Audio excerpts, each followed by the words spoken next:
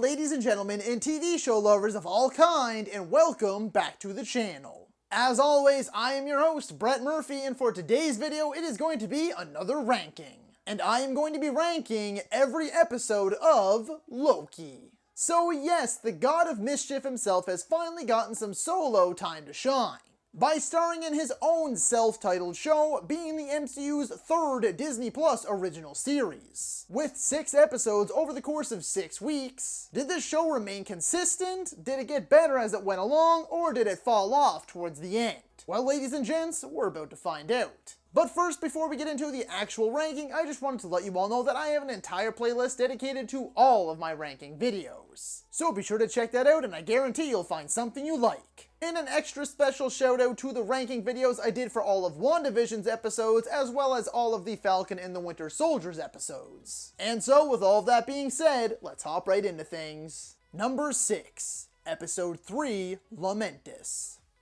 So this episode took the time to really slow things down, and decided to really focus in on both Loki and Sylvie. While many found this episode to be too slow, I not only thought it was fantastic, but very necessary and an excellent departure from what we had gotten in the first 2 episodes, despite it ending up in this last place spot. It does a lot of really necessary character and relationship building, with a lot of very memorable character moments. Not to mention the planet they are on is being destroyed by a moon. So really there is sort of that constant excitement sprinkled here and there throughout the entire episode. Number 5. Episode 5, Journey into Mystery.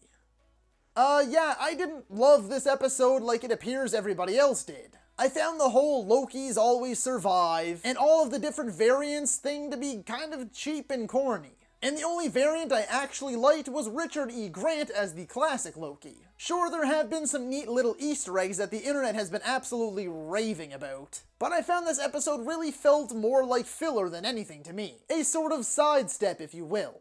And then suddenly, through the power of belief, or love, or both, or whatever, Loki and Sylvie managed to do what nobody has ever been able to do throughout all time. In a matter of seconds. I know it sounds like I'm bagging on this episode an awful lot, and that's because I do have more glaring negatives with it, but don't get me wrong, there are still a ton of positives. And that is why it doesn't end up in the last place spot, but the second last place spot.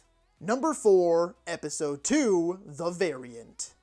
This second episode relies very heavily on both the dynamic relationship and the undeniable chemistry between both Hiddleston and Wilson. And thankfully, these two can work absolute magic together. The exploration of the various apocalypses is both genius and oddly hilarious, and serves up some very unexpected lighthearted fun. Not to mention the final bit in the grocery store is revealing, intense, and kind of funny as well. It may sound like a mixed bag, but they handled it very well and it worked perfectly. Number 3, Episode 4, The Nexus Event.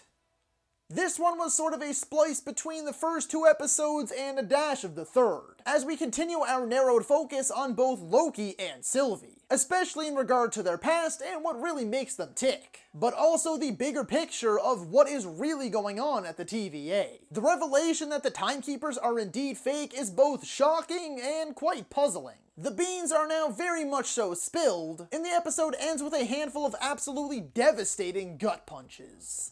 Number 2, Episode 1, Glorious Purpose.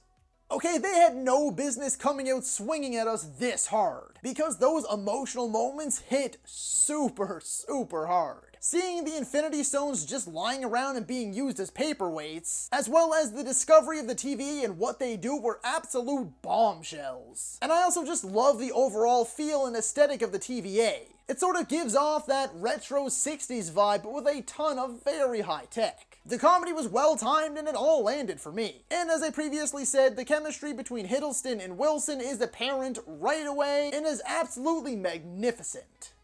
Number 1, Episode 6, For All Time, Always.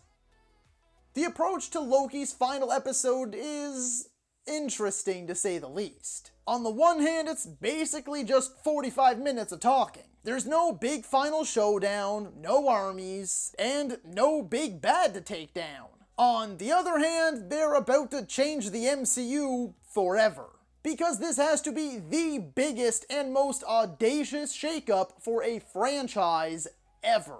And I just want to give a brief warning that we are going to be going into spoiler territory right now for episode 6. So you have been warned. But I really just wanted to show my love for Jonathan Majors and his first time as Kang, at least a version of Kang. He was really not at all what I expected, but he absolutely crushed it. And I truthfully cannot wait to see more of him. Loki hits an emotional revelation, and Sylvie finally gets to exact her vengeance. You're either going to see this final episode as dull or brilliant, and I'm with the latter. And the extra little cherry on top, we're getting a season 2. So that is all for today's video, folks. Be sure to let me know down in the comments if you agree or disagree with my ranking. And feel free to let me know what you'd like to see me rank next. If you enjoyed that video, be sure to hit that thumbs up button. And if you'd like to see more content, consider subscribing to my channel and ringing that little bell icon. That way you can be notified about all of my latest uploads. And as always, stay safe. Thank you so much for watching. And that's a wrap. Hey you, yeah you, if you made it this far, just know I appreciate you, and while you're here, consider hitting that subscribe button.